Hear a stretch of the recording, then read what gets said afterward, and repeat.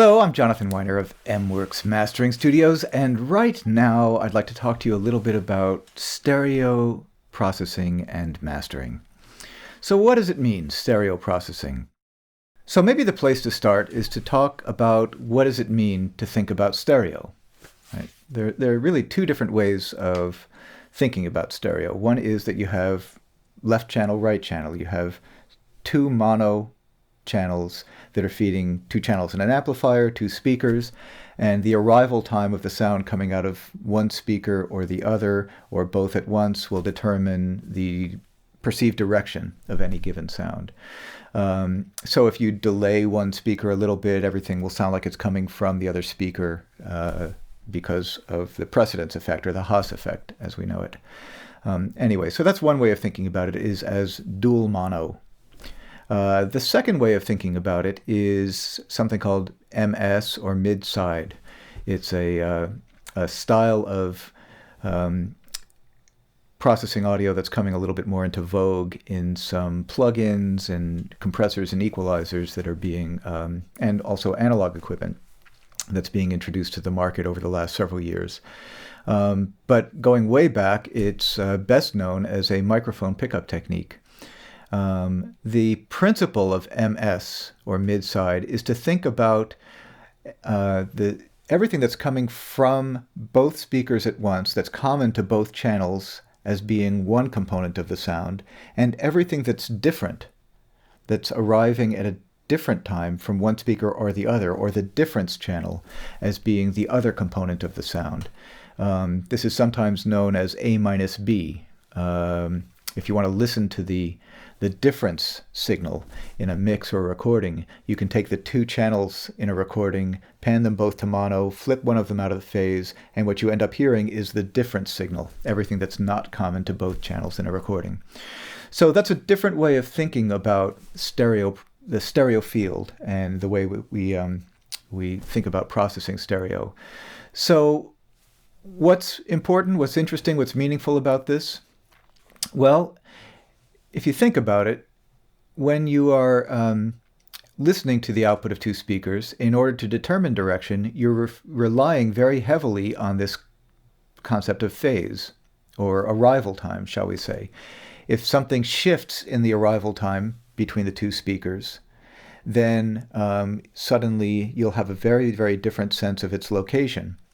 So if we're processing the left channel and the right channel separately, and we introduce an equalizer that's not a linear phase equalizer, for instance, there's a strong possibility that that instrument, or that part of the spectrum, is going to change in its perspective in the stereo image. If that's what's desired, great, maybe that's a desirable effect. But more often than not, we want to do the same thing to both channels at the same time in order to keep the phase coherency between the two channels and maintain that sense of stereo image. And what's important about stereo image is not just the localization of an instrument, not just that the trumpet is coming from right field, but also that the integrity of the reverb stays the same, that the width of the stereo field and the sense of openness and space and top end remains the same as what was present in the mix when it came into us in the mastering studio.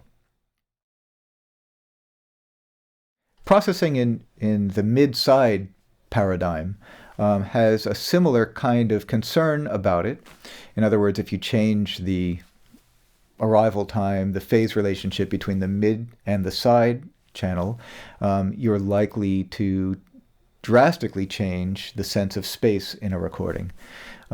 If you exaggerate the side component too much, you're also likely to find that everything that was in the center of a mix might begin to recede for the listener.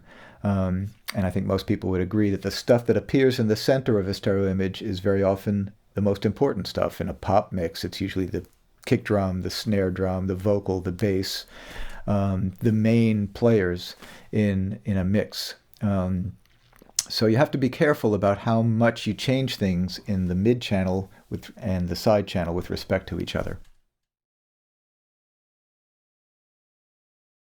So as you start to think about mid-side, it's important to note that there are some other arenas of what happens to audio that playing in the mid-side sandbox, if you will, where they become important. The first thing I want to point to is when you're using a stereo compressor. If you're feeding the left channel and the right channel separately into two sides of a stereo compressor and allow the detector circuit for each side to behave independently, you could end up with some very strange behavior when you're listening to the output of the speakers, listening to a stereo mix, when, for instance, the drummer hits a rack tom that appears in one speaker that jumps out of the mix a little bit. One channel of the compressor might be compressing heavily, whereas the other one doesn't compress hardly at all, and the whole stereo image can begin to steer in one direction or another. So most of the time when we're working compressing a stereo mix, we'll work in a mode where the two channels are linked together, and the compressor is really paying attention primarily to the mid component of a mix, not so much to the sides.